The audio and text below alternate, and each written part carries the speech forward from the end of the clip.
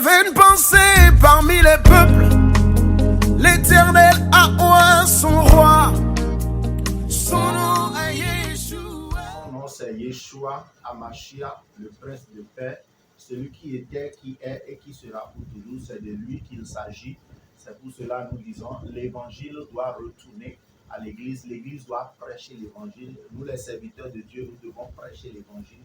Mais aujourd'hui, nous remarquons qu'il y a beaucoup de personnes qui prêchent, mais pas du tout l'évangile. C'est pour cela l'émission que vous regardez actuellement, le thème de notre émission, c'est la vraie évangile. La vraie évangile, parce que nous devons restaurer l'évangile et c'est à travers l'évangile que les gens vont être sauvés. Le thème de notre enseignement est intitulé « La Bible n'est pas la parole de Dieu ». Nous disons que la Bible n'est pas la parole de Dieu parce que la Bible est une compilation de plusieurs livres historiques des faits entre Dieu et les hommes, et entre les hommes et Dieu, et d'autres faits détaillés. Mais dans la Bible, nous retrouvons la parole de Dieu.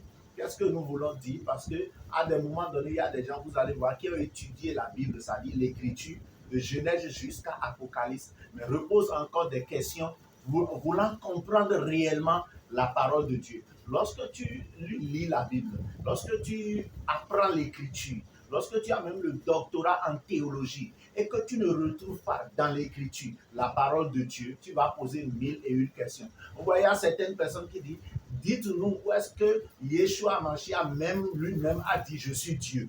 Ou bien lui-même il a dit je suis fils de Dieu. Ceux qui posent cette question-là, vous allez voir que c'est des gens qui connaissent l'écriture. C'est des gens qui maîtrisent l'écriture. C'est des gens qui ont leur doctorat en théologie, mais qui ne maîtrisent pas réellement la parole de Dieu. Parce que l'écriture est une autre chose, la parole de Dieu est une autre chose. Lorsque nous prenons seulement l'histoire de Nicodème, vous allez voir que Nicodème est allé voir de nuit Yeshua pour lui poser certaines questions. Mais Nicodème, c'est qui? Nicodème, c'est un docteur de la loi. Nicodème, c'est quelqu'un qui maîtrise l'écriture. Nicodème, c'est un ancien du temple, mais qui est venu quand même poser une question. Et ça a étonné même Yeshua. Il a dit, mais comment se fait que toi qui es un docteur de la loi, tu ne maîtrises pas ces choses-là? Vous ne pouvez pas maîtriser la parole de Dieu si le Saint-Esprit n'agit pas en vous. Donc tout cela qui maîtrisent la Bible, c'est-à-dire l'écriture, de Genèse jusqu'à Apocalypse, et qui pensent retrouver la parole de Dieu, qui pensent qu'ils vont retrouver beaucoup de solutions dans l'écriture, ce n'est pas possible. Parce que si vous voulez réellement être connecté avec Dieu, c'est la parole qu'il faut chercher dans l'écriture. Alors, qu'est-ce que Nicodème a dit? Il a demandé à notre Seigneur Yeshua Hamashiach, il dit, comment il faut faire pour hériter du royaume de Dieu? Et Yeshua lui a dit, pour hériter du royaume de Dieu, c'est qu'il faut être né de nouveau, c'est qu'il faut être né de nouveau, il faut naître de parole, il faut naître de l'eau et d'esprit. Il faut naître de l'eau et d'esprit. Maintenant, celui qui lit seulement la Bible, un théologien ou bien même un docteur de la loi, qui lit seulement la Bible en lisant l'écriture, ne peut pas comprendre cela. Donc, nous n'allons pas réellement accuser Nicodème pour cela parce qu'il ne connaît pas la parole de Dieu. Il connaît l'écriture, mais il ne connaît pas la parole de Dieu. Alors, Yeshua va lui dire, tu dois naître de nouveau, c'est-à-dire d'eau et d'esprit. Qu'est-ce que ça veut dire? Naître d'eau, ça veut dire quoi? Ça veut dire que écouter la parole, mettre la parole en pratique.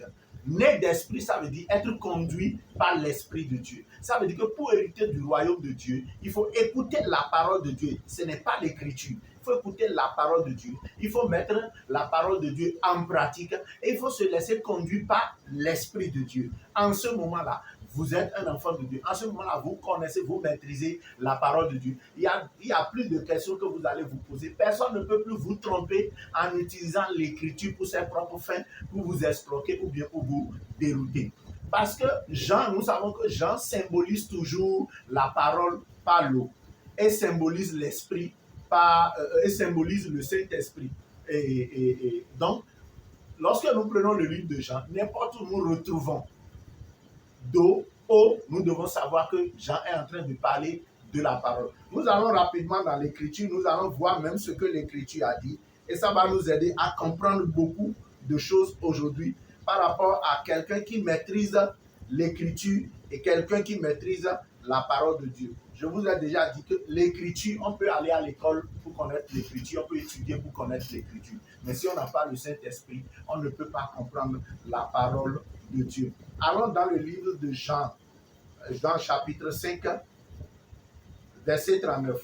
Jean chapitre 5, verset 39 va nous dire ceci. Jean chapitre 5, verset 39. Allez avec moi. Jean chapitre 5, verset 39 va dire: Vous sondez les Écritures parce que vous pensez avoir en elles la vie éternelle. Ce sont elles qui rendent témoignage de moi. Ici, c'est Yeshua qui est en train de parler. Il dit: Vous sondez les Écritures et vous pensez que en sondant les Écritures, vous aurez la vie éternelle. Ça veut dire quoi? La vie éternelle n'est pas dans l'Écriture. La vie éternelle est dans la parole. Et la parole, c'est lui-même. Et Jean va nous dire: au commencement était la parole était avec Dieu, la parole était Dieu. Vous voyez? Et lorsque vous descendez, qu'est-ce qu'il va nous dire? Il va nous dire: la parole s'est faite chair. Vous voyez? Ça veut dire quoi? Ça veut dire la parole que nous devons retrouver dans l'écriture n'est pas écriture en réalité, c'est une personne. Donc, quiconque lit l'écriture, quiconque sonde l'écriture et ne recherche pas la parole de Dieu dans l'écriture, ne peut rien comprendre. Il va être comme Nicodème et il faut encore l'enseigner. Aujourd'hui, même dans les églises, nous avons des gens qui maîtrisent l'écriture, qui peuvent même parler d'hébreu du début jusqu'à la fin, dans leur quête, mais qui ne maîtrisent pas la parole de Dieu. Et la Bible nous a dit toujours dans le livre, il dit: à tous ceux qui l'ont reçu, il leur a donné le pouvoir de devenir enfants de Dieu. Ils ont reçu quoi? La parole. Vous voyez? Donc, je demande à chacun de nous de retourner dans l'évangile, de chercher la parole dans l'écriture, de ne pas courir seulement avec les écritures. J'entends, il y a certaines personnes d'une autre religion qui posent la question pour savoir: montrez-nous que Jésus est le Fils de Dieu, montrez-nous qu'il est Dieu, montrez-nous ceci, montrez-nous cela. On ne peut rien vous montrer parce que vous n'avez pas l'Esprit de Dieu pour retrouver la parole dans l'écriture. Si vous continuez toujours dans l'écriture, vous n'allez rien comprendre. Je prie pour chacun de nous ce soir que le Saint-Esprit agisse dans les cœurs pour que nous puissions comprendre réellement la parole de Dieu dans l'écriture.